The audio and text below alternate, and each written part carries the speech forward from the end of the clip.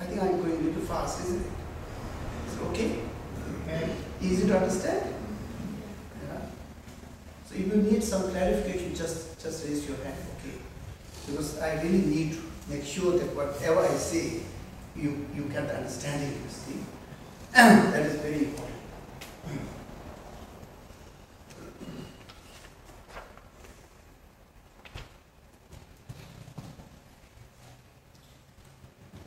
In Buddhism,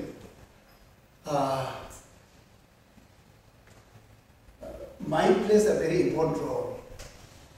And so all Buddhism, all Buddhism is teaching how to make our mind better mind. Okay?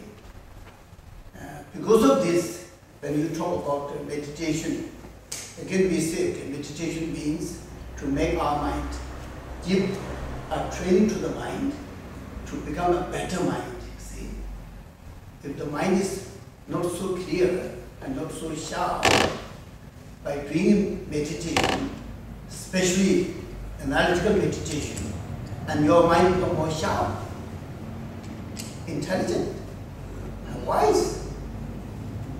And through this, and then we will see, okay, then we will be able to see where the mistakes are coming from. If the mistakes are coming, if we know exactly where the mistakes are coming from, and then if we stop the mistakes, and then it stops the mistake, and then it stops the sources of suffering. And then the suffering itself will be stopped.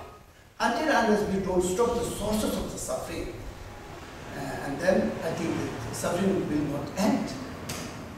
So because of this, we need to analyze. And for this, we give a lot of training to analyze. And then this meditation is called analytical meditation.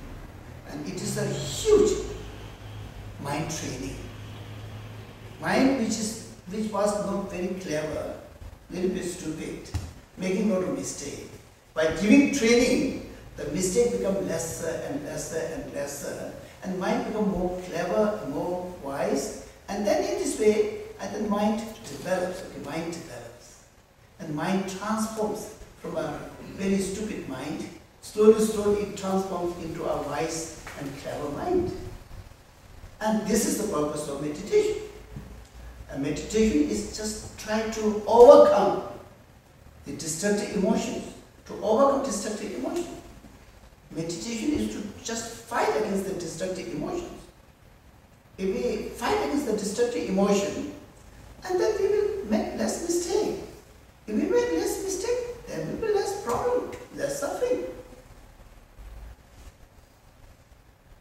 So meditation, also another part, which is called single-pointed meditation. Okay, single-pointed meditation. That means if the mind is really restless, going everywhere, we read book.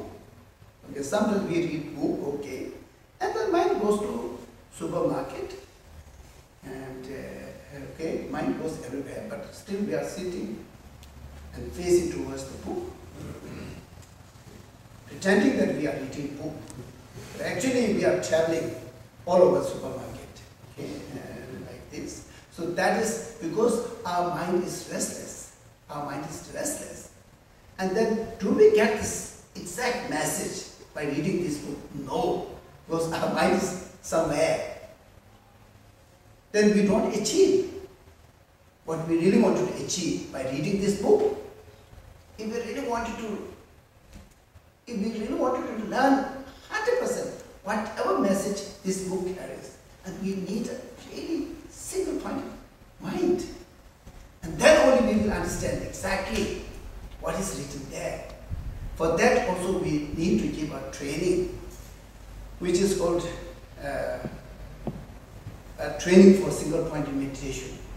Of course, it has many steps. Okay, it has 9 steps, and through this, okay, we get a training that our mind is totally focused on the object and see exactly what is there, and then mind is not distracted everywhere.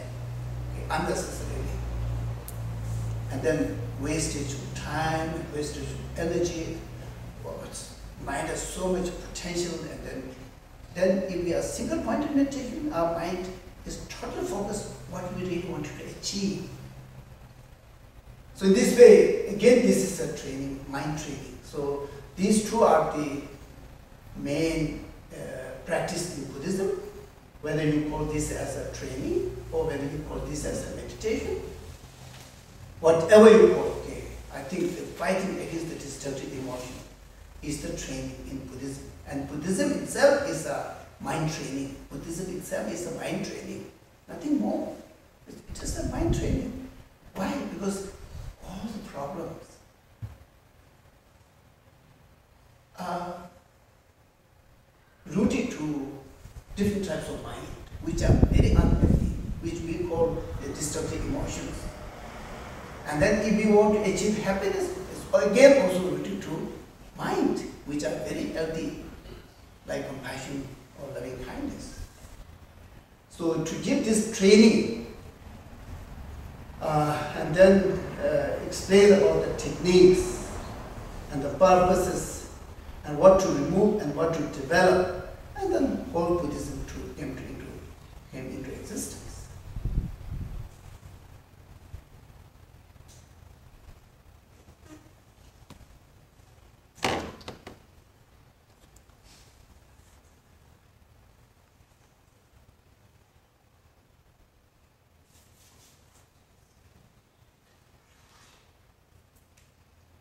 This is a very condensed version of Buddhism.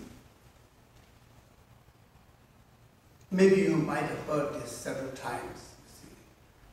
The whole Buddha's teaching is condensed into these